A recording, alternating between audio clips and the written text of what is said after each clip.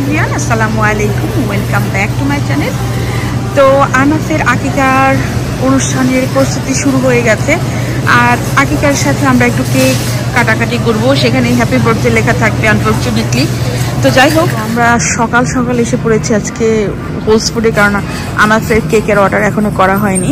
তো আনাফের বার্থডে, আনাফের আকিকা এবং মাদার্স ডে সব একসাথে পড়ে গেছে। তো মাদার্স ডে উপলক্ষে অনেক অনেক সুন্দর সুন্দর কেকের ডিজাইন করে হোলস ফুডরা এখানে ডিসপ্লে করেছে। কেকগুলো আসলে অনেক সুন্দর, অনেক সুন্দর সুন্দর ডিজাইন। এই যে সরি, এই পাশ থেকে দেখাই, অনেক সুন্দর সুন্দর ডিজাইন।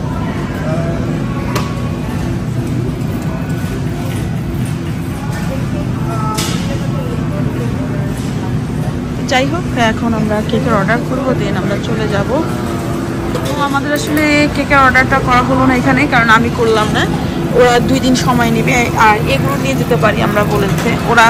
তো এগুলো তো আমরা আসলে নিব না, কারণ এগুলোতে আমাদের হবে না, মানুষ যেহেতু বেশি। আর মানুষ কম আর বেশ হোক, একটা আমাদের পছন্দ মতো নেওয়াটাই উচিত, তাই না? তো যাই হোক, আমার বার্থডে অলরেডি গেছে, মানে 10 তারিখ ছিল ওর বার্থডে, আর 12 তারিখ যেহেতু মাদার্স ডে, সেই হিসেবে আমরা অনেক ভালো সুযোগ সুবিধা পেলাম যে সব জায়গায় খুব সুন্দর করে সেরেছে। তো আমরা এখন এসেছি উইগম্যান্সে আনাফের কেক পিক করার জন্য, কারণ কালকে যেহেতু অনুষ্ঠান আমরা অনেক বিজি থাকবো। আগে এই সব কিছু নিয়ে মানে গুছিয়ে রাখে আর কি। তো যাই হোক, চারোদিকে মাদার্স ডের জন্য মানে সাজ রব একটা ভাব, যেখানে যাচ্ছি সেখানে। আমার কাছে ব্যাপারটা খুবই ভালো লাগছে। নিউ ইয়র্কে হয়, কিন্তু আসলে এইভাবে হয় না সাধারণত, এতটা মানে দেখা যায় না লোকজন।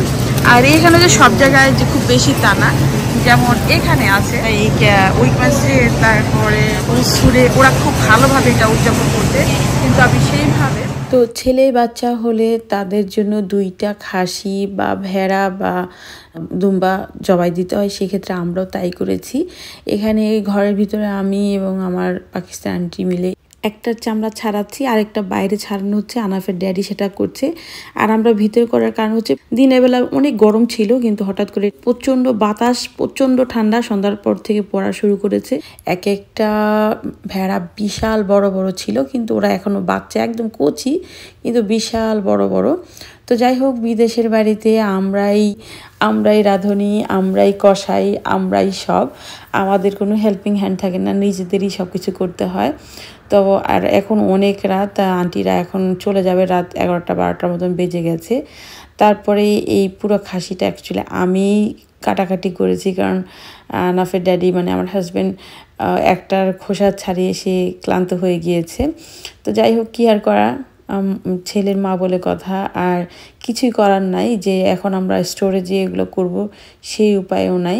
তো নিজেই সব কিছু কাটাকাটি করলাম, কেটে ব্যাগে ভরে তারপরে দিয়ে আমি রাতে ঘুমাতে গেলাম। তারপরে এই হচ্ছে আনাফের আকিকার কার্ড, আর এই কার্ডটার সব লেখা সব কিছু আমার এডিট করা। আর এই যে আনাফের আকিকা উপলক্ষে একটু ঘরটা সাজাতে চাচ্ছি, তাই অনলাইনে অর্ডার করেছিলাম কিছু জিনিসপত্র, সেটি আসলো। আর বাফলোতে এই প্রথম আমার নামে কোনো অনলাইনে কোনো জিনিস এলো, আমার খুবই আনন্দ লাগছে। আর এখন এই মুহূর্তে এগুলো খুলে দেখাচ্ছি না কি আনলাম। তো এখন বাজারে যাব অন্যান্য জিনিসপত্র কেনাকাটা করার জন্য। আমাদের বাজারগুলো আমরা টুকরা টুকরা করে করছি, একসাথে করছি না। তার কারণ হচ্ছে হলো বাসায় রাখার জায়গা নেই, মানে ফ্রিজ সবগুলো লোড।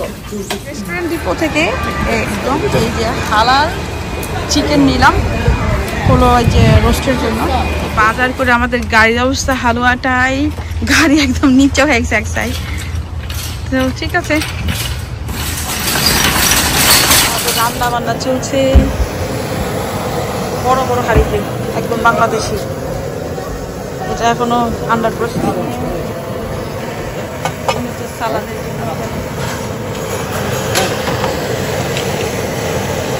যাই হোক, তো আনাফের আকিকা উপলক্ষে গতকালই এবং রুবেল ভাই নিউ ইয়র্ক সিটি থেকে এসেছে, তাদের আমরা তেমন কিছু আপ্যায়ন করতে পারছি না। তার কারণ হচ্ছে রান্না বান্না এবং শপিং নিয়ে প্রচণ্ড ব্যস্ত। তো এখন অলরেডি দুপুর 1:30 বেজে গেছে, কিছুক্ষণের মধ্যে মেহমান চলে আসবে, আমি এখন উপরে যাই। তো এখন এই পর্যন্তই, পরবর্তী ভিডিও দেখার আমন্ত্রণ জানিয়ে আজ এখানেই বিদায় নিচ্ছি। আল্লাহ হাফেজ।